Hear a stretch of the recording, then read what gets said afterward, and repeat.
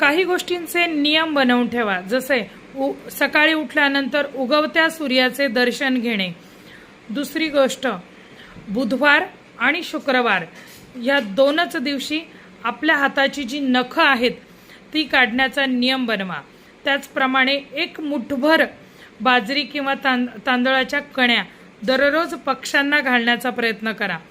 त्याचप्रमाणे आठवड्यातून एकदा रवा, वाटीभर रवा आणि वाटीभर साखर मिक्स करा आणि मुंग्यांना घालण्याचा प्रयत्न करा.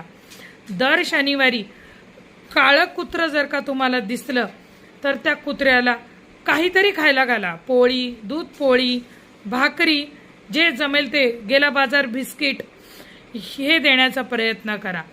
कुठलीही सवाष्ण दिसली, घरी आली, शुक्रवार, मंगळवार, दुर्गाष्टमी आहे, तर तिला एखादा गजरा, एखादं फूल द्या, तिचा सन्मान करा.